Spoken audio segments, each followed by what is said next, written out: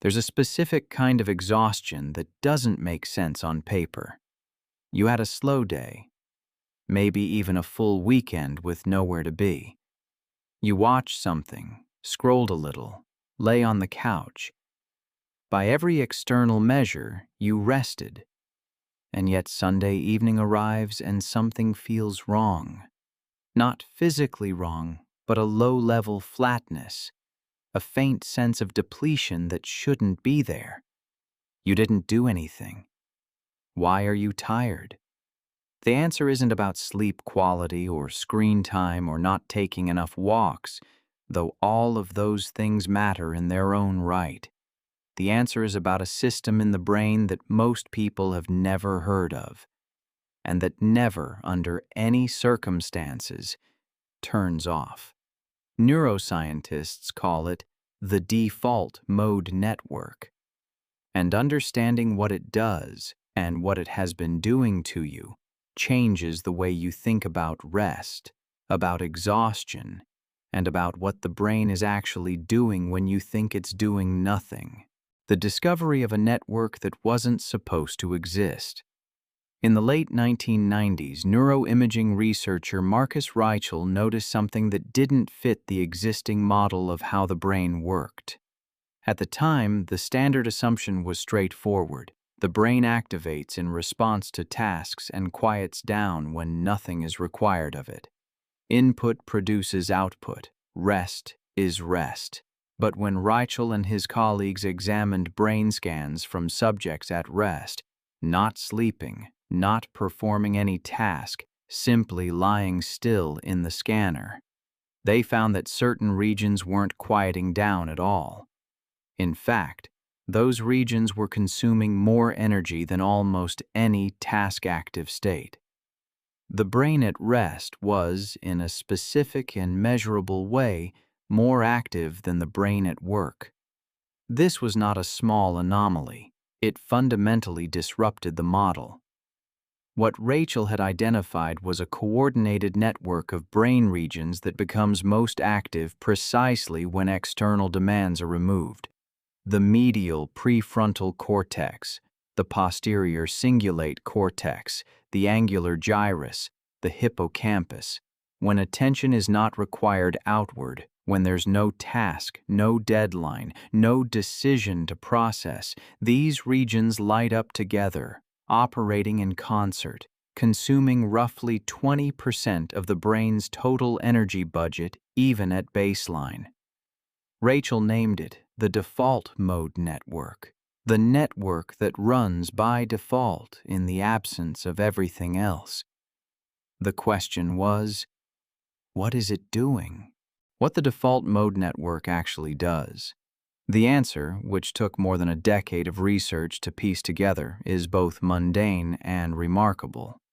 The default mode network is the system responsible for self-referential processing, the continuous, automatic generation of thoughts about the self. When it activates, the brain begins constructing and maintaining the ongoing narrative of who you are.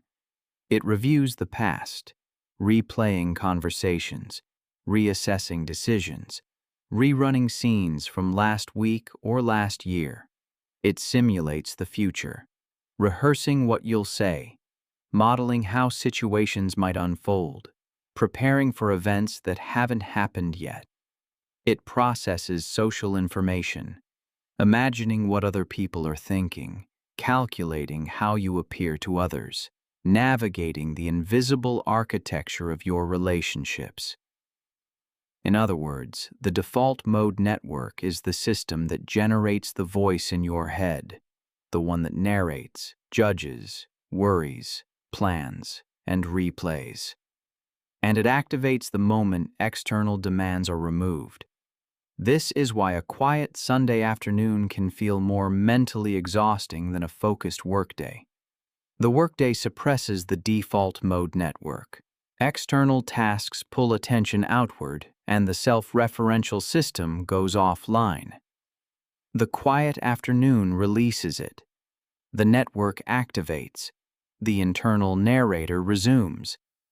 The brain that looks like it's resting is actually running its most energy-intensive background process, the phone loop that makes it worse. Here is where the research becomes specifically relevant to the present moment.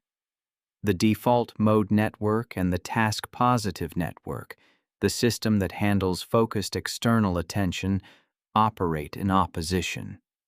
When one is active, the other is suppressed. This is not a metaphor.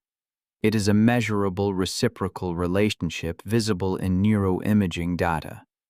The brain switches between them, and the switch is sensitive to even low levels of external demand.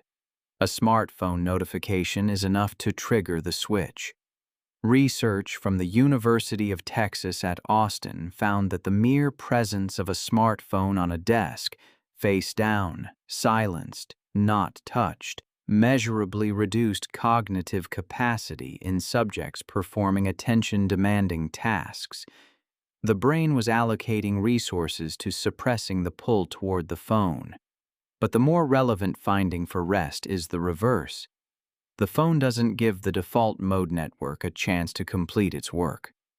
When the default mode network activates during a quiet moment and encounters a phone, the typical response is to pick it up, to scroll.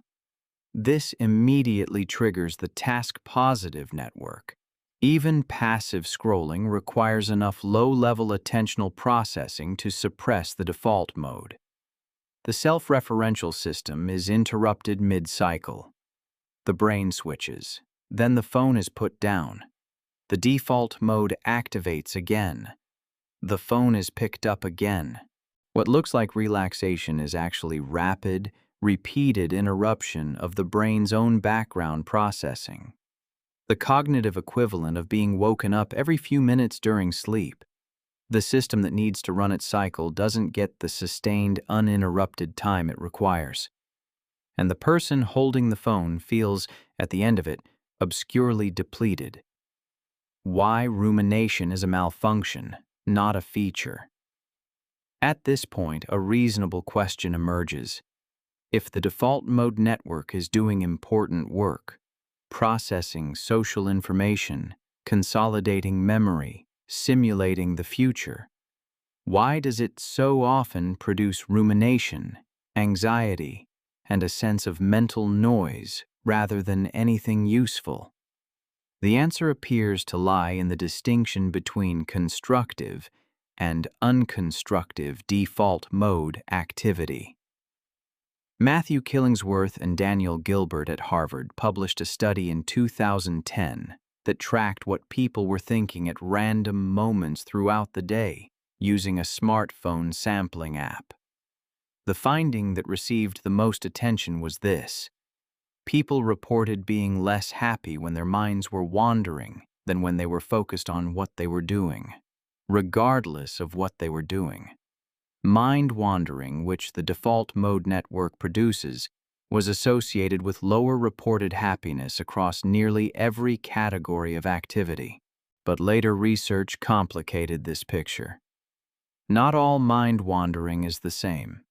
The default mode network, when allowed to run without interruption in a low-stress state, tends to produce constructive simulation, creative problem-solving, future planning, the kind of associative thinking that generates insight. This is why solutions to problems appear in the shower, or during walks, or in the moments before sleep. The network is doing something genuinely useful. What produces the negative outcomes, the anxiety, the rumination, the mental noise, is default mode activity that is chronically interrupted, or that activates under conditions of high background stress. When the brain stress systems are engaged, the default mode network simulations are colored by threat. The future modeling becomes catastrophizing. The social processing becomes hypervigilance. The self-narrative becomes self-criticism. The network isn't malfunctioning in these cases. It is running its normal processes through a system primed for threat detection. The output is different because the inputs are different. What doing nothing actually requires. The implication of all of this is that genuine mental rest is not the absence of activity. It is a specific kind of activity, sustained, uninterrupted default mode processing in a low-stress state that the modern environment makes increasingly difficult to access. Neuroscientist Mary Helen Imordino-Yang at USC has studied what happens when the default mode network is given adequate, uninterrupted time in subjects who are not under stress. Her research found that this state, sometimes described as constructive internal reflection, is associated with the development of moral reasoning, empathy, and what she calls the formation of personally meaningful autobiographical memories. The brain in this state is not wasting time. It is doing some of its most important integrative work. What it requires is continuity. A sustained period. Research suggests a minimum of 15 to 20 minutes, in which external demands don't interrupt the cycle. No notifications. No input that triggers the task-positive network. No low-level decision-making. The kind of uninterrupted quiet that, for most adults in 2026, is genuinely rare.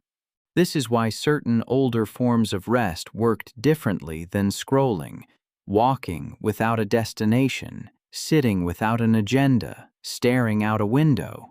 These activities are low enough in external demand that the default mode can activate and sustain, but they don't provide the kind of ambient stimulation that interrupts it. They are, neurologically speaking, the conditions under which the brain does the background processing that rest is supposed to enable. The phone replaced them not because it is more enjoyable.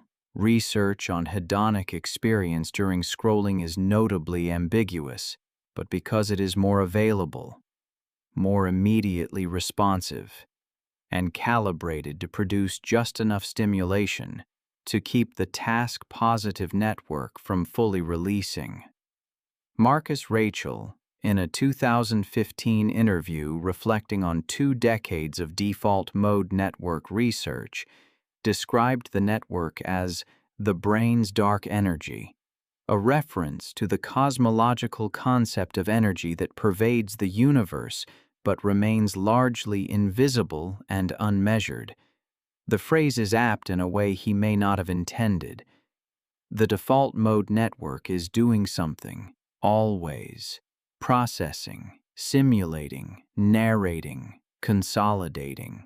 Most of it never reaches conscious awareness. The work happens in the background, in the spaces between demands, or in the spaces that would be between demands if there were still spaces. The research doesn't suggest that the default mode network needs to be managed or optimized. It suggests that it needs occasionally to be left alone. There is something worth sitting with in what this research reveals about the nature of rest. What most people experience as tiredness at the end of a day spent doing nothing is not laziness, and it is not a failure of self-discipline. It is the accumulated cost of a system that was interrupted repeatedly before it could complete its work. The cognitive equivalent of a conversation that kept getting cut off before anyone could finish a thought. The brain has a process it runs when given the chance. A kind of internal settling, a consolidation of the day, the self, the relationships, the future. It requires quiet, not silence necessarily, but the absence of the kind of stimulation that triggers the attentional switch. What modern life offers instead is near continuous, low-level input, not enough to be engaging, enough to be interrupting. The default mode network activates in the gaps, and the gaps keep closing. Whether that matters and what to do about it is a question the research raises but does not answer. What it does answer with considerable consistency is the original question. You didn't do anything. That's not why you're tired. MindTranslator, psychology, translated clearly.